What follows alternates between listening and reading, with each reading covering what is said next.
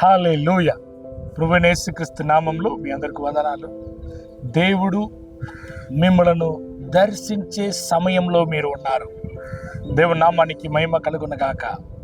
ఈరోజు ఈ వాక్యాన్ని మీరు వింటున్నారంటే దేవుడు మిమ్మలను దర్శించడానికి ఇష్టపడ్డాడు కనుక ఈ ప్రోగ్రాం ద్వారా దేవుడు సూటిగా మీతో మాట్లాడాలి అనుకుంటున్నాడు.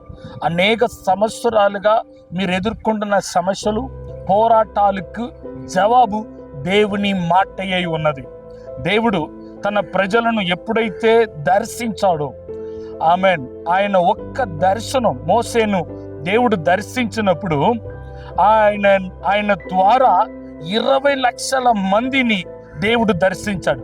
ఈరోజు నీవు ఒంటరిగా ఈ వాక్యాన్ని వింటున్నావో ఏమో, రాబోయే దినంలో దేవుడు ఈ వాక్కు ద్వారా నిన్ను దర్శించి నీ ద్వారా అనేక కుటుంబాలను, నీ ద్వారా అనేక గ్రామాలను, నీ ద్వారా అనేక దేశాన్ని దేవుడు దర్శించబోతున్నాడు. దేవుని నామానికి మహిమ కలుగునుగాక.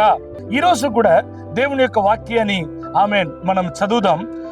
లూకా సువార్త 5వ అధ్యాయం మొదటి వచనములో నుండి మనం చదివినట్లయితే, దేవుడు కెనసరేతు అనే ప్రాంతానికి వస్తున్నాడు.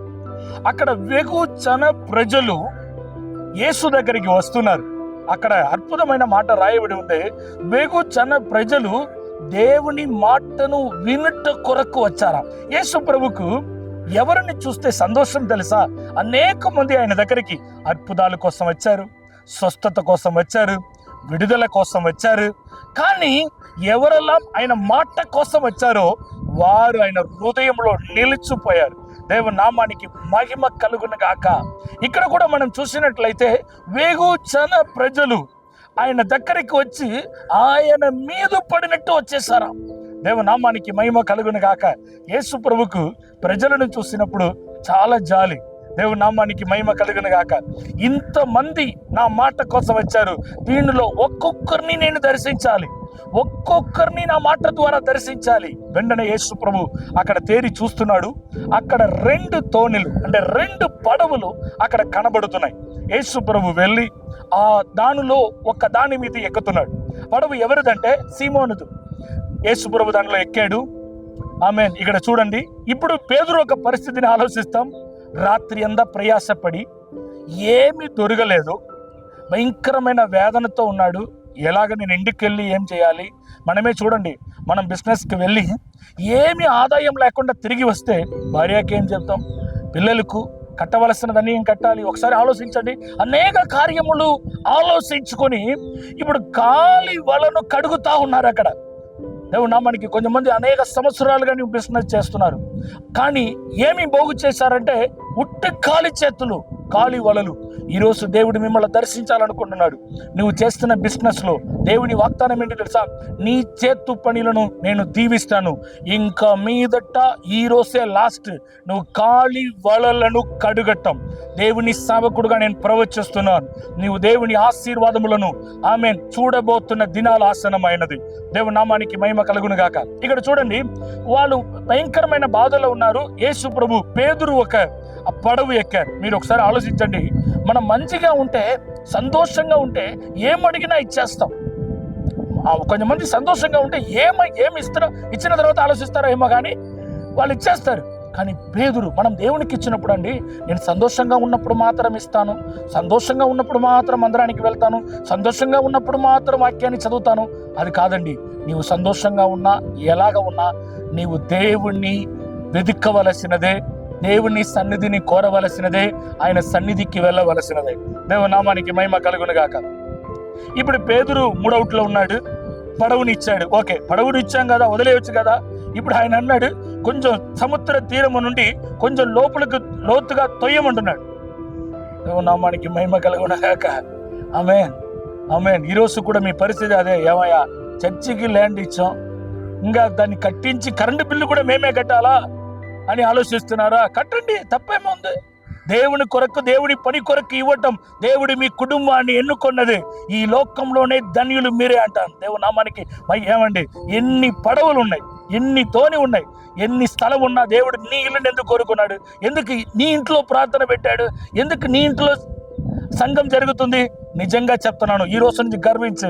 దేవుడు నీ ఇల్లును కోరుకున్నాడు. దీని యొక్క విలువ నీకు తెలియకపోవచ్చు. ఎంతో మంది ఆ ఊర్లో ఇల్లులు ఉన్నాయి. ఓబేత్ ఏదో ఇల్లును దేవుడు ఎన్నుకున్నాడు. ఈరోజు కొంతమంది ఇంట్లో ఈరోజు మీ సంఘం జరుగుతున్నాయి. వాళ్ళు సొంత స్థలం తీసుకొని వాళ్ళు కట్టి వెళ్ళేంత వరకు మీ ఇంట్లో జరుగుతున్నాయి.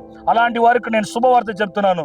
దేవుడు మిమ్మలను, మీ కుటుంబాన్ని ఓబేత్ ఏదో మీ ఇల్లు వలె ఆశీర్వదించబోతున్నాడు. నీవు ఏ రీతిగా నీ సేవకుడికి సాకారంగా ఉండగలుగుతావో ఉండు. మిమ్మలను, మీ కుటుంబాన్ని, మీ తరాన్ని దేవుడు దీవించబోతున్నాడు. 3 నెలలు ఆమేన్ ఓబేత్ ఏదో మీ ఇంటిలో మందసం ఉండటం ద్వారా, ఆమేన్ ఆ పెట్టి ఉండటం ద్వారా, దేవుని యొక్క సన్నిధి ఉండటం ద్వారా ఆ కుటుంబం అత్యధికంగా దీవించబడిన మీ కుటుంబం, మీ తరం కూడా ఉన్నతంగా దీవించబడబోతున్నాయి. దేవుని నామానికి మహిమ కలుగును గాక. చూడండి, ఇప్పుడు మనం ఒక పడవని దేనికోసం ఉపయోగిస్తాం? పడవను చేపలు పట్టడానికి ఉపయోగిస్తాం. మనుషులను తీసుకొని వెళ్ళి అవతల వదిలేయడానికి వాడుకుంటాం. కానీ యేసు ప్రభుకు దేన్ని చూసినా దీన్ని ఎలాగ నా తండ్రి యొక్క రాజ్యము కోసం ఉపయోగించాలి అని చూస్తున్నాడు. ఇంతవరకు చేపలు పట్టడానికి, ఇంతవరకు మనుషుల్ని ఎక్కించుకొని వెళ్ళిన ఆ పడవు ఇప్పుడు దేవుని వాక్యాన్ని మోసుకొని వెళ్తుంది. దేవుని నామానికి మహిమ కలుగును గాక. ఈరోజు నీ బిజినెస్ చేస్తున్న వ్యక్తి అయితే నీ బిజినెస్లో యేసు ప్రభువుని ఎక్కించుకో. అంటే అర్థం ఏంటంటే నీ పరిచర్య ద్వారా, నీ ఒక బిజినెస్ ద్వారా ఏ రీతిగా నీ సేవకుడుకు, నీ పరిచర్యకు సహకరించగలుగుతావో ఈ రోజు నుంచి నువ్వు చేయడానికి ప్రారంభించు. నిన్ను, నీ కుటుంబాన్ని, నీ పిల్లలను, మీ తరాన్ని దేవుడు ఊహించని విధంలో దీవించబోతున్నాడు. దేవుడు నామానికి మహిమ కలుగున్నాడు. పేతురు అనుకుంటాడు, అయ్యా ఈ పడవను పట్టుకొని నేను ఇంతవరకు చేపలు పట్టవచ్చు అనుకున్నాను, ఇంతవరకు మనుషుల్ని తీసుకెళ్ళవచ్చాను, కానీ ఈ పడవను పట్టుకొని వాక్యాన్ని చెప్పవచ్చు అనుకున్నాను. అయ్యా కెమెరా పెట్టుకొని మ్యారేజ్ తీయవచ్చు అనుకున్నాను, కానీ ఈరోజు వాక్యం తీసి పెట్టడానికి దేవుడు నిన్ను ఎన్నుకున్నాడు. తమ్ముడు, దేవుడు నిన్ను, నీ చేతు పనులను దేవుడు దీవించబోతున్నాడు.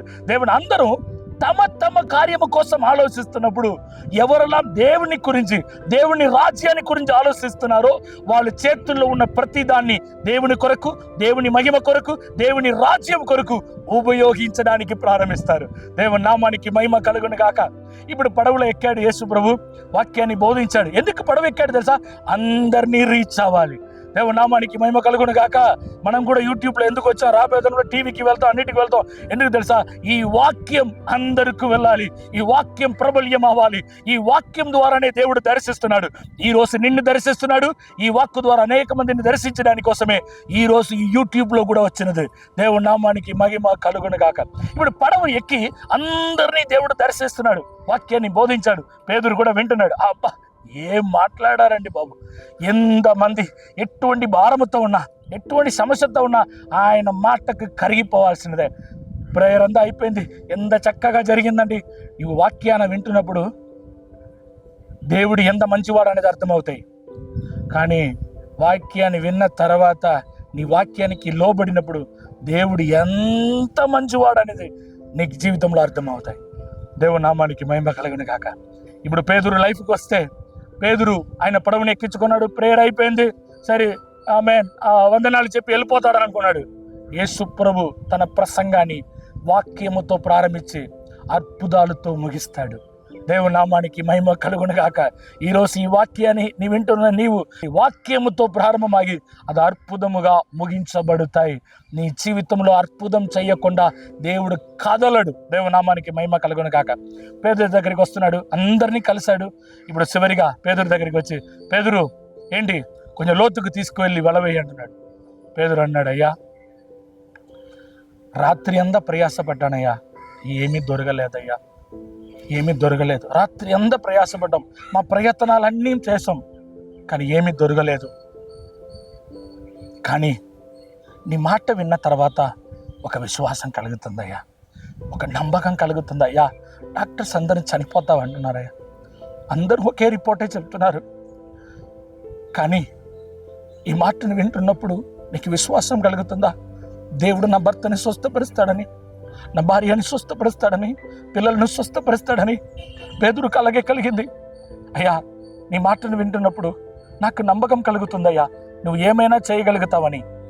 వెంటనే ఆయన అంటున్నాడు, అయ్యా ఇంతవరకు నా అనుభవాన్ని ఆనుకొని, అయ్యా ఇంతవరకు నాకున్న ఎక్స్పీరియన్స్ని ఆనుకొని, నాకున్న తెలివితేటలని ఉపయోగించానయ్యా. ఇప్పుడు నా తెలివితేటలేని పనిచేయట్లా, నీ మాట మీద ఆధారపడి వెళ్తున్నాను. దేవుని నామానికి మహిమ కలుగును గాక. దేవుని మీద ఆధారపడటము అంటే దేవుని మాట మీద ఆధారపడటం. అంతవరకు పేతురు తన అనుభవం మీద ఆధారపడ్డాడు, కానీ ఓడిపోయాడు. ఒకవేళ నీవు కూడా పేతురు అయితే ఒక్క రాత్రియే ప్రయాసపడ్డాడు, నేను కొంచెం సంవత్సరాలుగా ప్రయాసపడుతున్నాను కానీ ఏ ప్రయోజనం లేదని ఆలోచిస్తున్నావో ఏమో. దేవుడు మీతోనే మాట్లాడుతున్నాడయ్యా. పేతురును దర్శించిన దేవుడు మిమ్మలను, మీ కుటుంబాన్ని ఈరోజు ఈ వాక్కు ద్వారా దర్శిస్తున్నాడు. దేవుడు నీ జీవితంలో అద్భుతం చేయబోతున్నాడు. నీవు చెప్పగలవా?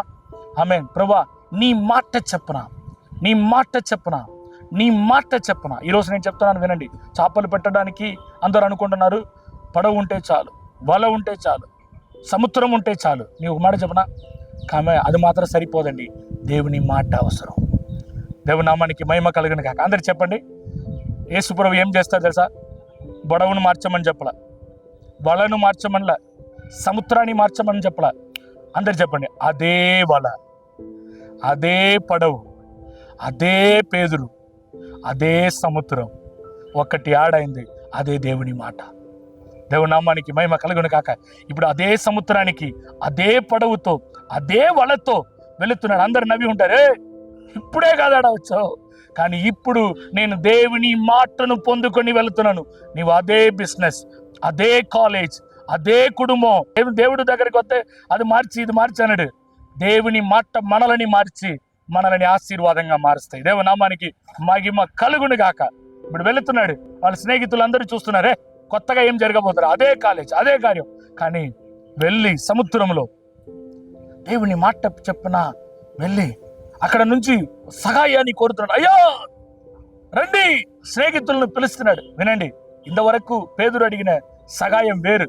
ఎవరైనా నాకు సహాయం చేయండి, ఆమె ఇంటికి ఏమి లేవు, ఇంటికి తీసుకెళ్ళడానికి చేపలు లేవు, ఇంటికి తీసుకెళ్ళడానికైనా ఇవ్వండి సహాయం అడిగి. ఇప్పుడు నాకు సహాయం చేయండి, నేను తట్టుకోలేకపోతున్నాను, నా పడవ మునిగిపోతుంది, మీరు కొంచెం వచ్చి తీసుకెళ్ళండి.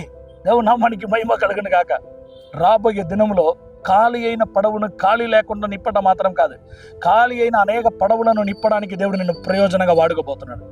నువ్వు ఎటువంటి ఇంతవరకు ప్రజల దగ్గర, అయ్యా నా దగ్గర డబ్బులు లేదయ్యా, రెంట్ కట్టడానికి లేదయ్యా, కరెంటు బిల్లు కట్టడానికి లేదయ్యా, అయ్యా అలాగే సహాయం చేశాను, అయ్యా బిజినెస్ రాలేదన్నా, మీకు ఏదైనా వచ్చిందన్నా నాకు ఒక బిజినెస్ ఇవ్వండి అన్నా, నాకు నెలకి ఒకటైనా ఇవ్వండి అన్నా అని అడిగావేమో. రాబోయే దినాలు రాసి పెట్టుకో. దేవుని సేవకుడుగా నన్ను ఆనుకున్న అభిషేకం నుండి, ఆ స్థానం నుండి నేను ప్రవచిస్తున్నాను. దేవుని సేవకుడుగా చెప్తున్నాను, రాబోయే దినంలో నీవు అనేకులు కోరికిస్తావు. నీ బిజినెస్లో నేను చేయలేకపోతున్నానండి, నా వల్ల కావట్లేదండి, ఈ ఆర్డర్స్ నేను తీసుకోవటం నేను మానేశానండి, నేను ఇప్పుడు అవదండి, ఈ సీజన్లో అయితే మాకు ఫుల్ అండి, 2025 అండి, 26 బుక్ అయిపోయిందని చెప్పినట్లుగా దేవుడు నిన్ను బ్లెస్ చేయబోతున్నాడు. నీ సహాయం అడిగే విధానం మారబోతున్నాయి. ఇంతవరకు లేకుండా అడిగావు, ఇప్పుడు ఇవ్వడానికి అడుగుతున్నావు. దేవునామానికి దేవునామానికి మహిమ కలుగును గాక. పేతురును ఆశీర్వదించిన దేవుడు ఈరోజు మిమ్మలను, మీ కుటుంబాన్ని తన వాక్కు ద్వారా దర్శించి నీ జీవితంలో అసాధారణమైన కార్యాన్ని చేయబోతున్నాడు. దేవునామానికి మహిమ కలుగును గాక. దేవుడు తన మాటలతో హృదయాన్ని మాత్రం నింపేవాడు కాదు, నీ పడవులను కూడా నింపేవాడు. దేవుని మాట నీ హృదయాన్ని మాత్రం నింపేది కాదు. ఏదెల్లాం ఖాళీగా ఉందో నీ జీవితంలో, ఆ ఖాళీగా ఉన్న వాటన్నిటిని నింపి నిన్ను సంతోషింప చేయబోతున్నాడు. ఎంతమంది నమ్ముతున్నారు? దేవుని నామానికి మహిమ కలుగును గాక. దేవుడు మిమ్మలను, మీ కుటుంబాన్ని ఉన్నతముగా దీవించునుగాక. మీ చేతు పనులను దేవుడు దీవించునుగాక. ఆమేన్. ప్రార్థన చేస్తాం. మమ్మల్ని మిక్కిలిగా ప్రేమిస్తున్న మా పరలోక తండ్రి, నీ కోట్ల కొలది వందనాలు ప్రభా. తండ్రి నీకు స్తోత్రం. నీ వాక్కు ద్వారా నీ హృదయాన్ని మాత్రం నింపేవాడు కాదు. మా పడవులను, మా కుటుంబాన్ని, మా బిజినెస్ని నువ్వు నింపుతున్నది కొందరు. ఎవరెల్లా ఖాళీ అనుభవాలు ఈ రోజుతో ఖాళీగా అయిపోవును గాక.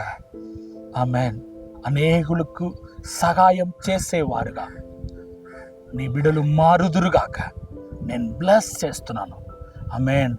అదే వల, అదే పడవు, అదే పేతురు, అదే సముద్రం, కానీ లైఫ్లో ఇంతవరకు చూడలేని ఆశీర్వాదాన్ని చూశాడే.